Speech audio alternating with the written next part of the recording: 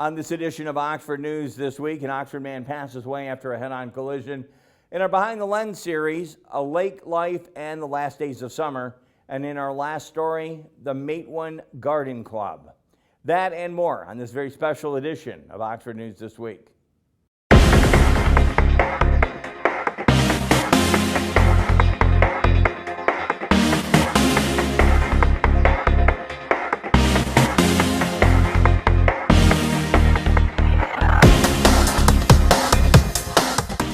Welcome back to Oxford News this week. A 25-year-old man from Oxford died after a head-on crash south of Grand Blanc on Friday evening.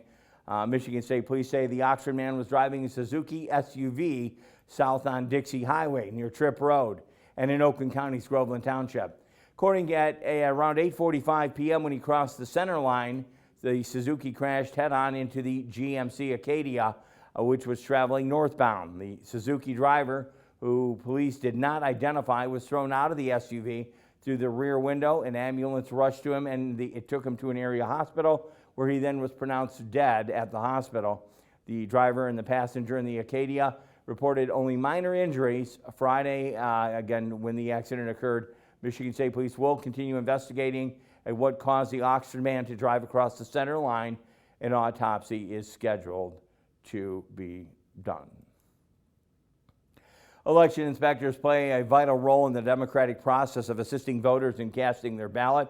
The Charter Township of Oxford is searching for an election inspector for the 2024. By diligently following the procedures set by the election law, election inspectors protect voters' rights and maintain election integrity.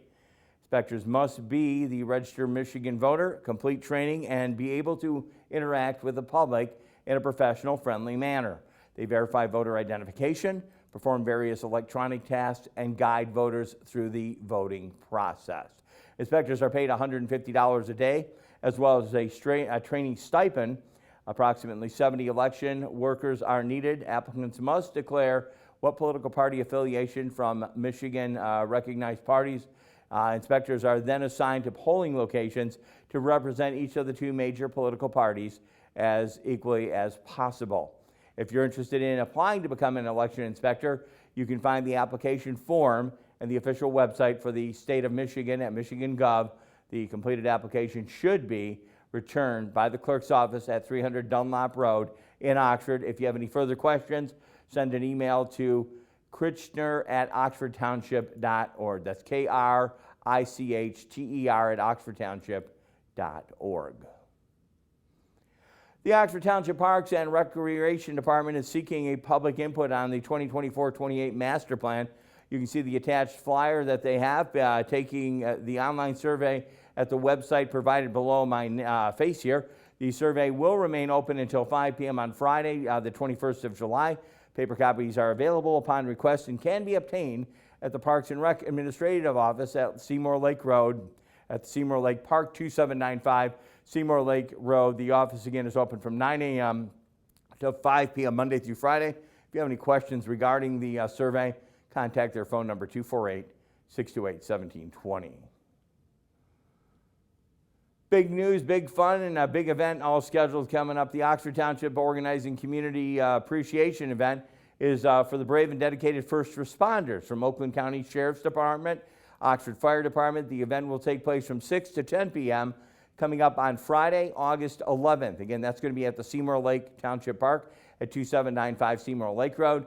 To express gratitude to the men and women whose service and sacrifice to keep our community safe, from food trucks to fireworks to emergency vehicle displays and children's activities for the family. It's going to be a family-friendly event, promising to be fun-filled with memorable admission.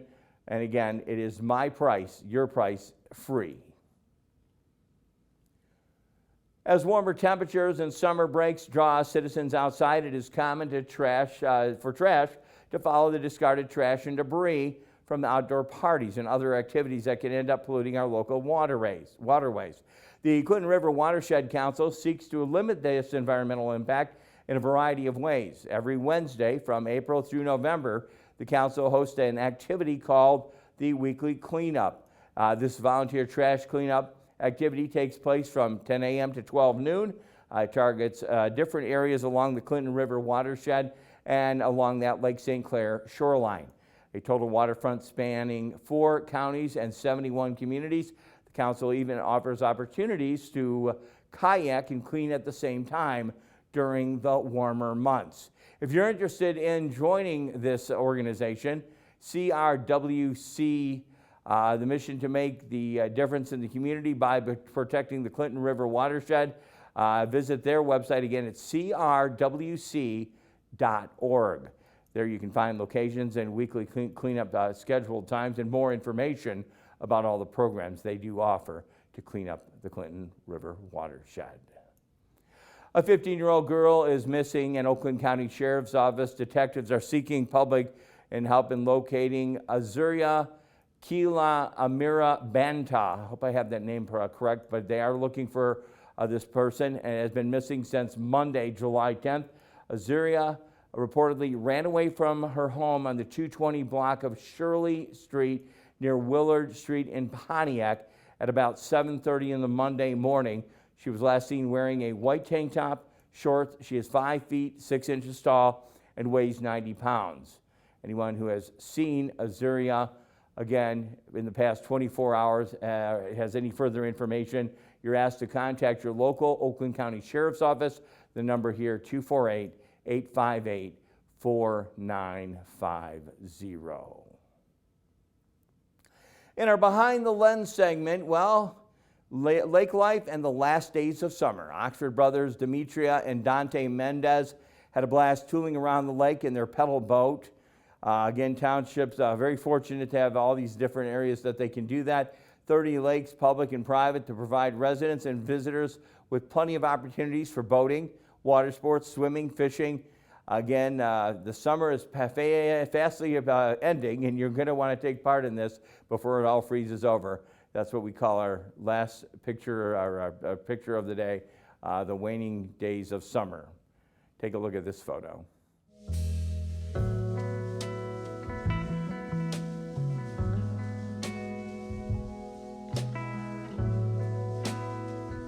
Good stuff in there. Get out on the lakes. We have plenty around here. In our last story today, the Matewan Garden Club.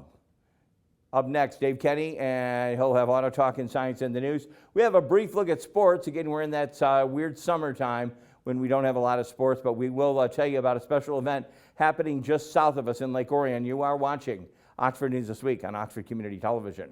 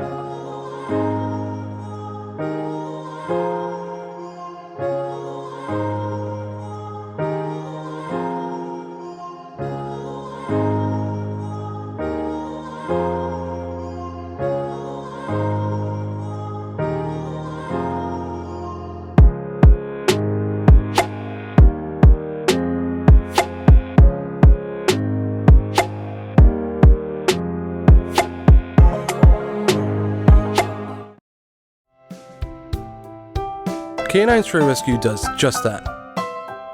Rescue stray dogs for new families. But they need your help. Become a volunteer at Canine Stray Rescue League of Michigan. Take dogs for walks, help them socialize with others, and help them get adopted. Fill out an application and help a family add a new member today.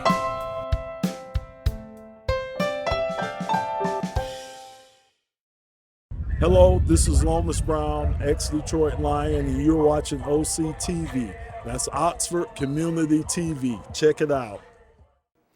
Welcome to this edition of Auto Talk. I'm Dave Kenny, and this story is taken from Automotive News. Amazon has deployed more than 5,000 electric delivery vans from EV startup Rivian Automotive on U.S. streets as part of the online retailer's pledge to put 100,000 of the vehicles on the road globally by 2030, Amazon said in a blog post. The milestone adds to positive news this week for Rivian, which beat second quarter delivery forecast for the 3 vehicles it makes in Normal, Illinois. The EDV van for Amazon and the R1T pickup and the R1S crossover for consumers. Rivian CEO R.J. Scaringe told Bloomberg Television on July 5th that about 20% of the electric vehicle maker's production would be for commercial vans this year.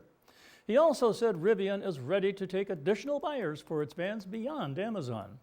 Currently, Amazon has exclusivity with Rivian, but Scaringe said the automaker is negotiating to allow sales to other buyers.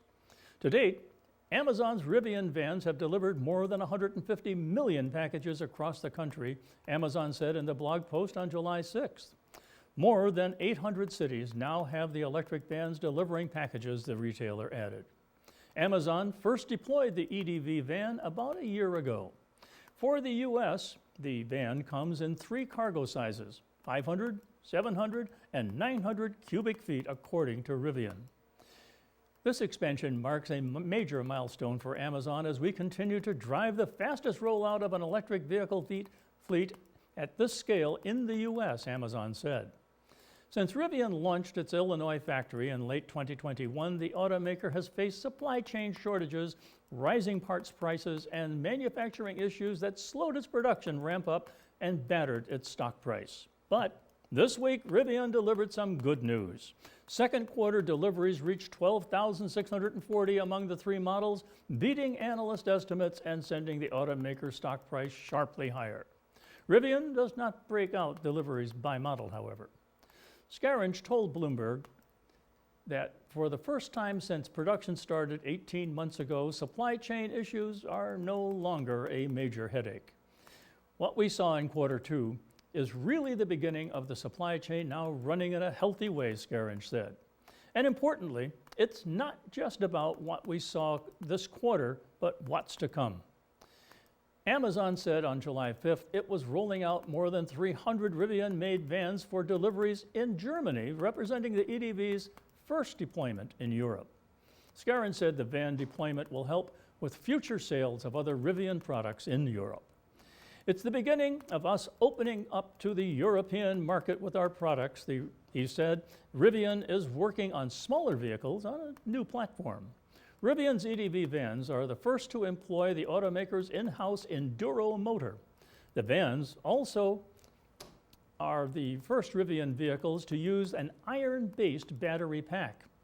Both the Enduro motor and lithium iron phosphate battery will find their way into Rivian consumer vehicles, the automaker has said. Also this week, Rivian reiterated its 2023 goals of producing 50,000 vehicles among its 3 nameplates. In the first half of this year, Rivian has produced 23,387 and delivered 20,586. In 2022, Rivian produced just under 25,000 vehicles. Well, that's it for this edition of Auto Talk. I'm Dave Kenny. Stay tuned to Oxford Community Television.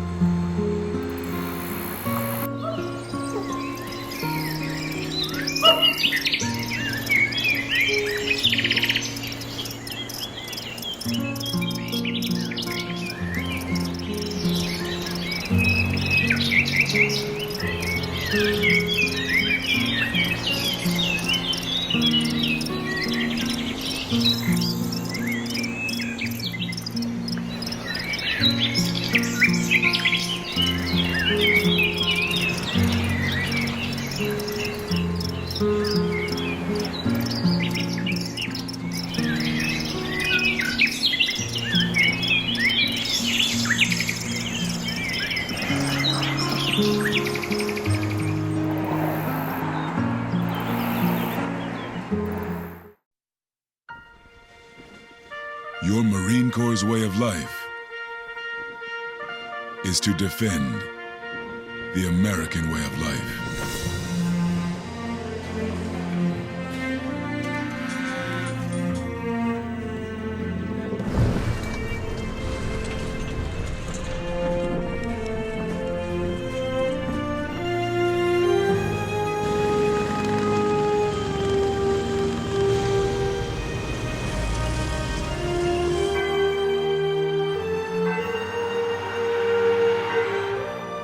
Every day, no matter where we serve, we take a stand for our nation, for each other, for us all. The few, the proud, the Marines.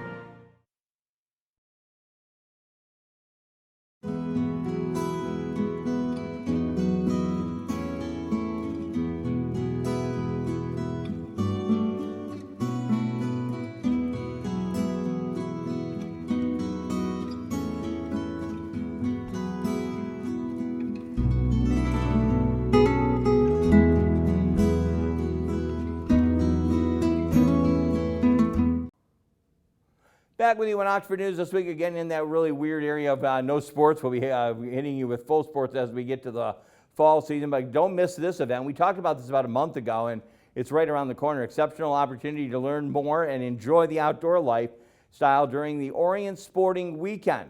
That's going to take place at Bald Mountain Shooting Range in Orion Township. Bald Mountain Shooting Range is located just a few miles off of M24 on Kern Road in the Bald Mountain Recreation Area. This event is going to take place coming up on Friday through Sunday, July 21st through the 23rd, and is open to the public. Admission is free. During the sporting weekend, you'll find artisans, craftsmen at work, dozens of upscale exhibitors and vendors, loads of events and exhibits. Both kids and adults are welcome to attend. Everything will be focused on the distinctive country lifestyle, featuring fly fishing demonstrations, dog training seminars, birds of prey exhibitions, bourbon and cigar tasting, that's probably for the adults, and a variety of hands-on youth programs.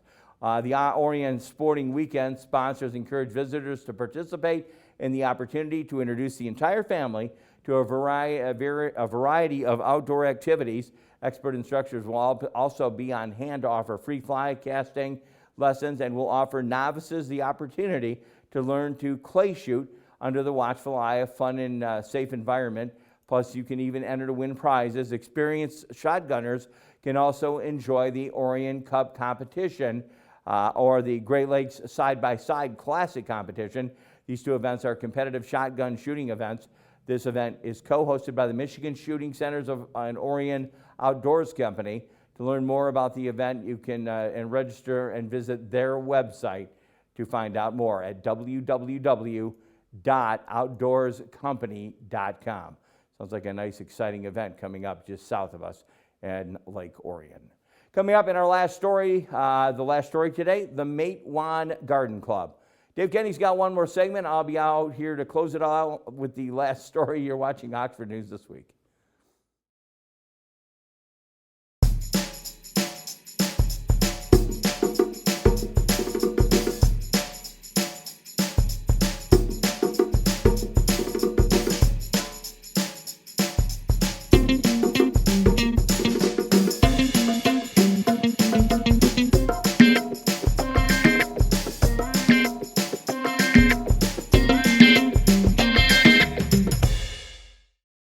Have you liked us on Facebook yet?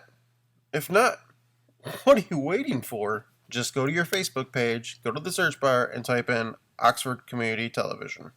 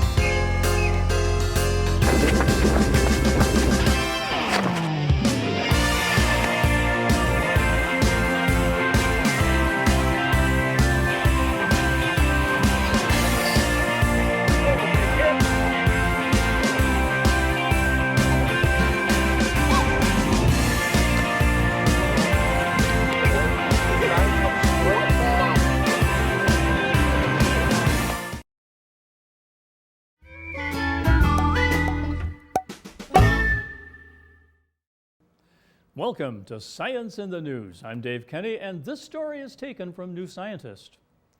Mosquitoes have been gene edited so they are immune to the parasites that cause malaria. If released into the wild, genetic modification should spread through a population of mosquitoes because it contains a sequence known as a gene drive, which means all the modified insects' offspring would inherit the immunity. This approach could slash the numbers of malaria cases in people.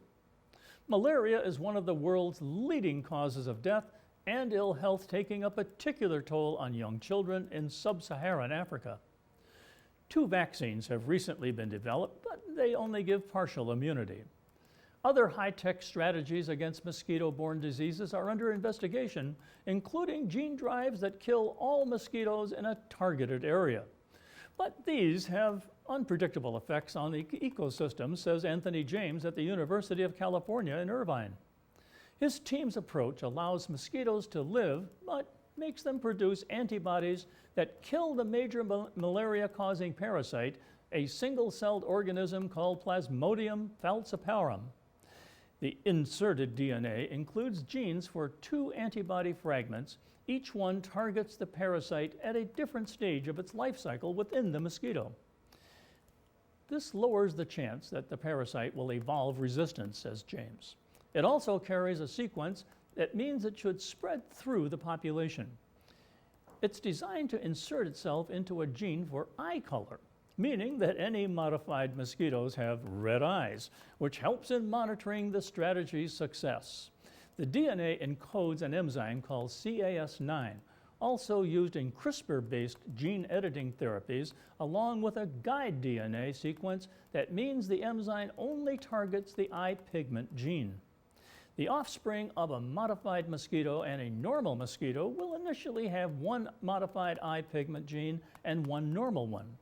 But the CAS9 enzyme makes a break in the normal gene, and then the usual DNA repair enzymes use the engineered DNA as a template and copy the sequence into a normal gene, so the offspring have 2 modified genes as a result. When tested in the lab, the system was effective in 1 species of mosquito called Anopheles gambiae because it made the males less successful at mating. But this downside wasn't seen in another mosquito called Anopheles colucii. In this species, the gene quickly spread through small cages of mosquitoes, and as a result, they harbored fewer parasites than unaltered genes, insects, that is. Based on this, the team calculated that if modified mosquitoes were released on an island under optimum conditions, human cases of malaria would be cut by more than 90% within 3 months. The researchers are now in talks to test the approach on the island of São Tomé off the west coast of Africa, where A. colucii mosquitoes are a major cause of malaria. They have put together a pretty good and antipathogen effector and a pretty good gene drive in a single package, says Luke Alfie at the University of York in the UK. Alfie co-founded a firm called Oxitec that is using a different technique, releasing mosquitoes infected with a bacteria called Wolbachia, which can't spread dengue virus. Sadie Ryan at the University of Florida in Gainesville says malaria control methods that don't eradicate the insects could be better from an ecological perspective, as the mosquitoes can still play a role in the ecosystem, and I don't know what that is. Well, that's it for this edition of Science in the News. I'm Dave Kenny. Canine Stray Rescue is Oxford's own local dog rescue. Each year they take in hundreds of dogs and bring them into suitable homes. A certified nonprofit organization, Canine Dog Rescue strives to give pound dogs a new leash on life. To donate, adopt, or even volunteer, call them at 248-628-0435 or go to their website, dogsaver.org, and click on the Canine Stray Rescue League link. Here's to the things that can keep us safe. Those we use all the time with hardly a thought. Those that are silently standing by to save our lives. And now, those that we carry with us everywhere we go. Many mobile devices will now bring you wireless emergency alerts, real-time information directly from local sources you know and trust. With the unique sound and vibration, you'll be in the know wherever you are.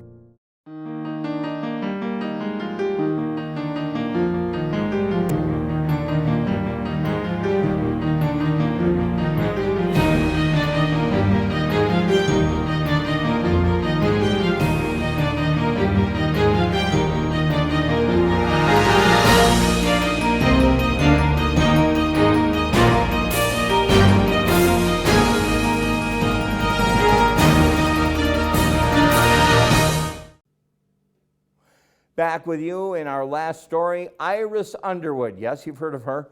She has a vision that follows her instincts and makes the visions come true.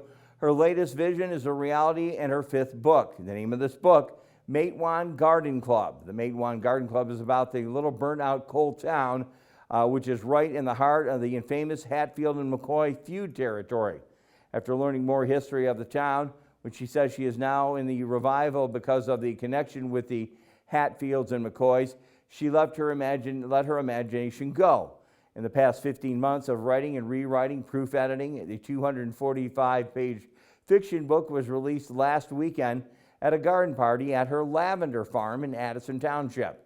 According to the book, the back cover, the Matewan Garden Club spans 3 generations and a multitude of dreams amongst the tight-knit West Virginia immigrant coal camp towns along the Tug Fork and countless hollers in between, like Tug's River, many tributaries. There's communities in there as they converge. Matewan, to build enduring love amid the businesses and native flora and seedlings that bloom in the hard times of the Bolshevik Revolution, the impoverished area of World War I and the European Depression.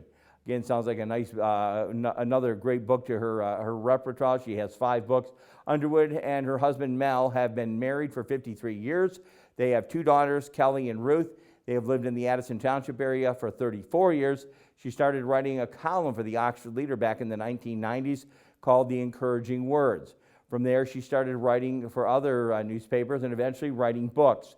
Working with the Lavender Farm and giving lectures, she has an upcoming events you might want to take part in. These events will take part on July 18th, talking about her new book at 6 p.m. at the Elmont Public Library. She will also show her novel about forgiveness and the community on July 20th from 4 to 6 p.m. She'll be at the Lapeer Center for the Arts. She and local artists Ruth Foreman and Linda Hodges will dive into the art of the story Matewan Garden Club. Sounds like a great time, and maybe checking this out, one of many books that she has written. And with that, we want to thank our news gathering sources from the Charter Township Oxford Facebook page, the Oxford Village, also the Oakland Press, the Oxford Leader. Again, we want to thank the photo credits going out to C.J. Carnacchio and the Oxford Leader. OCTV can be viewed on Spectrum Charter Channel 191 and Channel 99 on the ATT and UVerse system, YouTube, Rumble, Facebook. You can even download the Roku app and continue watching OCTV programming there. OCTV is available to local groups for producing public service announcements. Maybe you have a show idea, want to volunteer, give our office a call at 248-628-9658. Want to thank our producer, director, the man who gets it all done all the time, making it look good, Kyle Snage. Our videographer, Al Campbell. Our editor, Marissa Harushka. Our writer, Allison Miller. I want to welcome her. She definitely just started here at OCTV. She's our new writer, seeing the improvements already. Thank you, Allison Miller. Dan Weiss, our program director, Connie Miller, the station manager, and our station manager, Terry Stiles. For everyone here at OCTV, I'm Jim Hughes, hoping you have a safe week. I invite you back next time, and again, we will take a look at Oxford News this week.